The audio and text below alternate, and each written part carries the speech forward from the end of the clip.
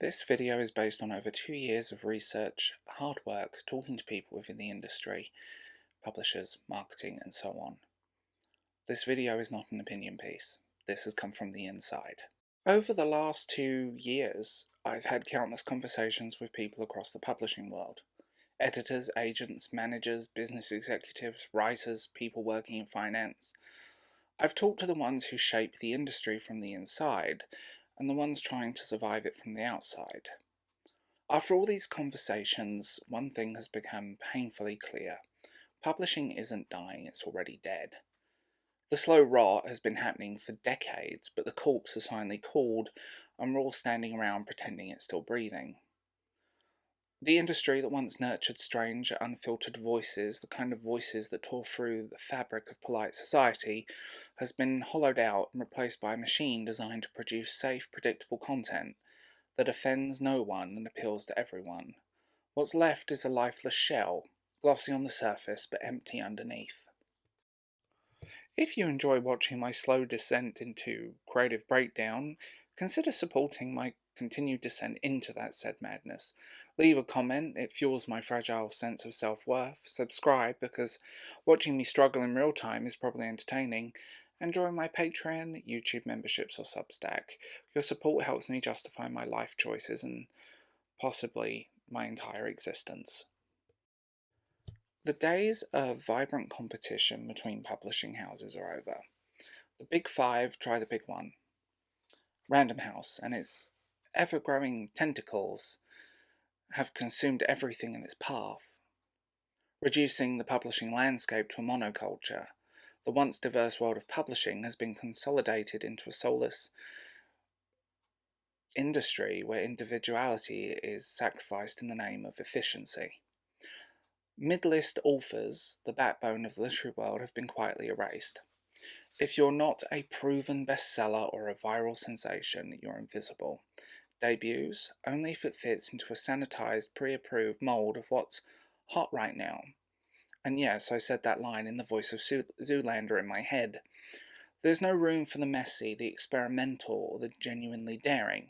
If Fight Club, American Psycho, or Trainspotting landed on a desk today, they would be tossed aside before the end of the first page.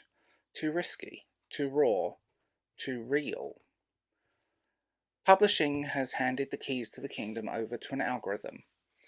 Data-driven trends, social media virability, platform-ready authors determine what gets published.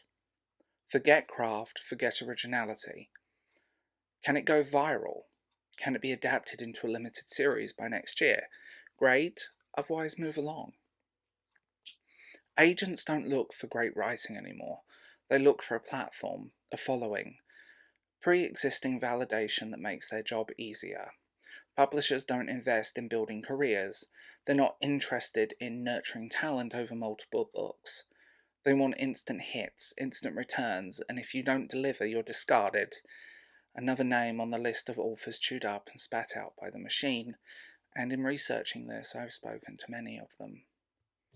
So let's talk about diversity. Publishers love to pat themselves on the back for amplifying marginalized voices.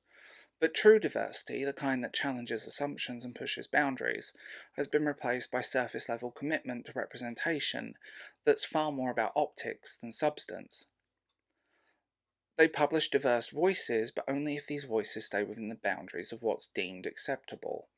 Step outside the lines, challenge a prevailing narrative, too dangerous, too unpredictable. They want marginalized voices that fit neatly into a pre-approved narrative, not one that is questioning the system itself.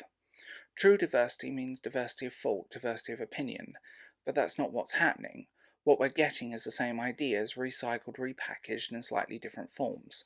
The industry pretends it's challenging while reinforcing the same structure that has kept it stagnant for decades. If you're a writer, let me be clear. The publishing industry is not your friend. It doesn't care about your art. It cares about trends, marketability, whether or not your work can be packaged for mass consumption. It will be chewed out, extract whatever value it can, and toss you aside the moment you stop being profitable. And the most insidious part? It makes you complicit in your own destruction. Writers contort themselves to fit into the mould that wasn't made for them. Agents trace trends like dogs chase cars. Readers settle for whatever new shiny object is put in front of them with nice sprayed edges, spreadges, or a nice limited edition hardback, or a series of books where you have to buy multiple of the same book to get the true ending, because bonus chapters. We all play along, pretending this is fine, that we're fine, but we're not fine, and deep down I think we all know it. So, where does this leave us? Maybe on the outside looking in. Maybe clawing at the gates of an industry that doesn't want us. Or maybe, just maybe, it's time to stop knocking on a door that was never meant to be open. Maybe it's time to burn the whole thing down and build something new from the ashes. Because here's the truth. The publishing industry isn't interested in taking risks. But that doesn't mean we can't. The real revolution won't come from within the system, it will come from outside. The ones who refuse to play by the rules, the ones who write because they have to, not because they think it'll make them rich or famous. Maybe it's time to stop waiting for permission and start creating spaces with real voices, raw, unfiltered, and dangerous voices where they can thrive. Maybe it's time to build a new world where art matters more than algorithms. Or maybe not. Maybe we'll just keep writing, screaming into the void. Because what else is there to do? After all, nihilism pairs nicely with a blank page.